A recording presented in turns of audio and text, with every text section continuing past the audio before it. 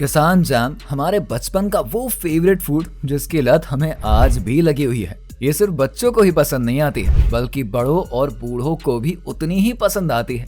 इस जैम को हम ब्रेड पर लगाकर खाते हैं और कभी कभार मामूली सी रोटी को यम्मी बनाने के लिए भी हम इस किसान जैम का ही इस्तेमाल करते हैं। अब आप में से कई सारे लोग किसान जैम के फैन होंगे, लेकिन क्या आपको ये बात पता है कि आपका ये फेवरेट किसान जैम आखिर किस तरीके से फैक्ट्री में बनाया जाता होगा? फैक्ट्री से आपके घर तक पहुंचने से पहले इस किसान जैम को किन किन प्रोसेसेस से गुजारा जाता होगा? कभी ना कभी तो आपके दिमाग में ये सवाल जरूर आया होगा। कोई बात नहीं, आपको आपके सवाल का जवाब आज की इस वीडियो में मिलने वाला है, क्योंकि हम जाने वाले हैं इसी तरह की एक फैक्ट्री के सफर पर जहां पर आपका ये मन पसंदीदा किसान जैम बन रहा होता है। तो इस वीडियो को हम अब शुरू करते हैं। इससे पहले अगर आप इस चैनल पर पहली बार आ रहे हैं तो हमारे चैनल को सब्सक्राइब कर लीजिए और बेल आइकन के घंटे को भी दबा दीजिए ताकि हमारी वीडियो के अपडेट आप तक हमेशा पहुंचते रहे। दोस्तों, जैम की जो बोतल होती है उसके ऊपर आपने कई बार फ्रूट्स की इमेजेस बनी हुई देखी होंगी, जो कि हमें ये बताती है कि इन्हें बनाने के लिए तरह तरह के फ्रूट्स का इस्तेमाल किया जाता है। किसान जैम के आज के समय अलग अलग फ्लेवर्स मार्केट में मौजूद हैं और ये सभी फ्लेवर्स डिपेंड करते हैं कि इन्हें किस फल से बनाया गया है। Mix fruit jam, banana flavour, apple flavour, cherry flavour, pineapple flavour और ना जाने कितने अलग अलग तरह के फ्लेवर्स आजकल मार्केट में अवेलेबल हैं।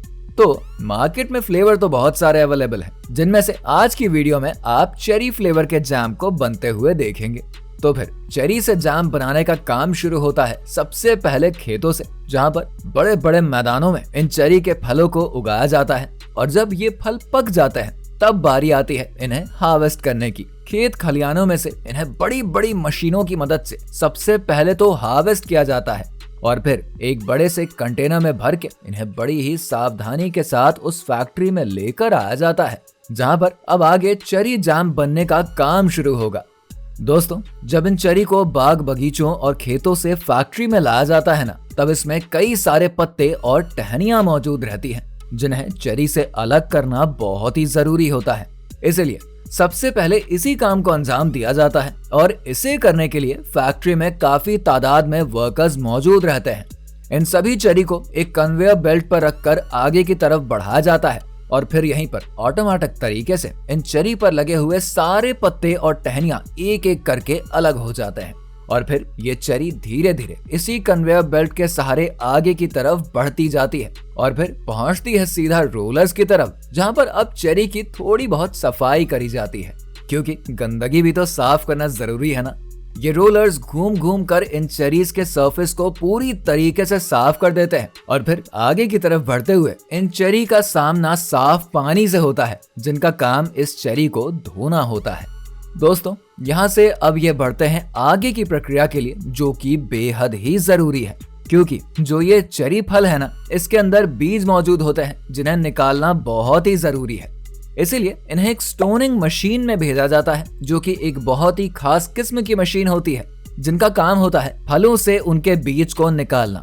इस मशीन में छोटे छोटे खांचे बने होते हैं जिनमें ये चेरी जाकर फिट हो जाते हैं और फिर तभी ऊपर मौजूद एक पिन इन खांचे में छेद कर देती है और फिर तुरंत ही इन चेरी के अंदर मौजूद बीज बाहर निकल जाते हैं।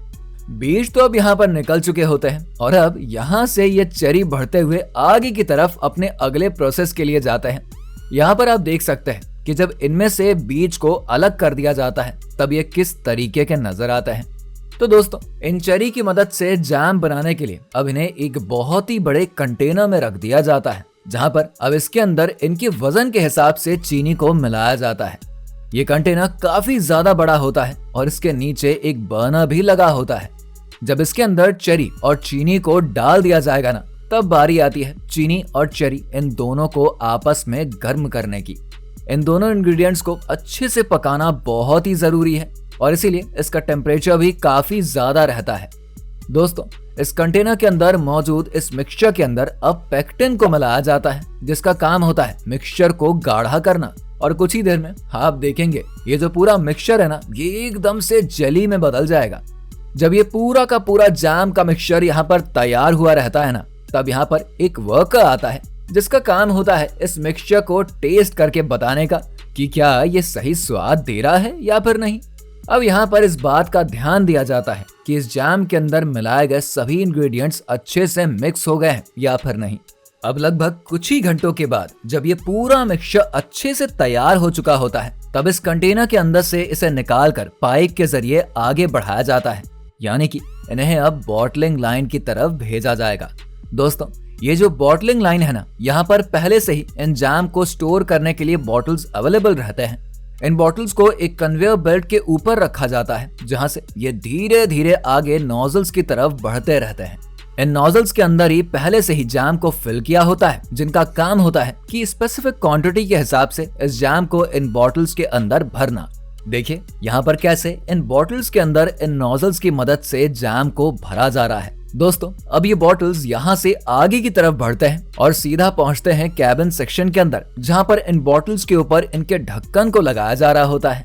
लेकिन हम आपको बता दें, यहाँ पर सिर्फ ढक्कन ही नहीं लगाया जाता, बल्कि इसके अलावा इन बॉटल्स के अंदर स्टीम को भी भरा जाता है। दोस्तों, अब यहाँ पर आप सोच रहे होंगे कि आखिर इन बॉटल्स के अंदर स्टीम को क्यों भरा गया है।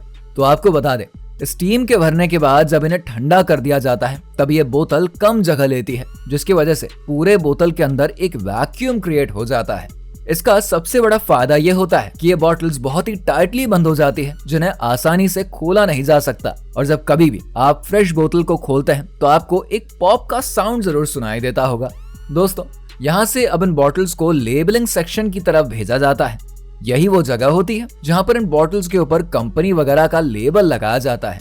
इसके अलावा मैन्युफैक्चरिंग डेट से लेकर जितनी भी इंपॉर्टेंट चीजें होती हैं, उन सब को इस बोतल के ऊपर अच्छे से चिपका दिया जाता है। तो दोस्तों, यहाँ पर अब ये जैम पूरी तरीके से तैयार हो चुके हैं, यहाँ पर फैक्ट्री से दुनिया भर में रवाना होने के लिए। इन्हें अब बड़े बड़े ट्रक्स में भरकर इन्हें भेज दिया जाएगा मार्केट्स में मौजूद कई सारे सुपरमार्केट्स और किरानों की दुकान पर, जहां से लोग इन्हें परचेज करेंगे और फिर अपने घरों में लाकर इस किसान जैम के टेस्ट का मजा लेंगे। तो ये तो हमने आपको चेरी जैम को बनते हुए दिखाया है, लेकिन ठीक इसी प्रोसेस की मदद से बाकी अन्य फ्लेवर्स के जैम भी बनाए जाते हैं, जो कि मार्केट में आज के समय अवेलेबल है। तो दोस्तों, देखा ना आपने कैसे फैक्ट्री में आपके फेवरेट किसान जैम को बनाया जाता है। हमने इस वीडियो में कोशिश करी है कि आपको इसे बनाने के शुरू से लेकर अंत तक के प्रोसेस को हम दिखा पाए, और हम उम्मीद करते हैं आपको ये पूरा प्रोसेस आज अच्छा तो लगा होगा। इसी के साथ फिलहाल हमारी आज की इस वीडियो में इतना ही। वीडियो आपको कैसी लगी हमें कमेंट में लिखकर जरूर बता दीजिए। आपको कौन से फ्लेवर का किसान जैम सबसे ज्यादा पसंद आता है, इसके बारे में भी आप हमें कमेंट सेक्शन में लिखकर जरूर बताइए। और हाँ, अगर ये वीडियो आपको बहुत ही अच्छी लगी है ना, तो इसे लाइक और शेयर करके हमारे चैनल फैक्ट फिक्शन को सब्सक्राइब कर लीजिए।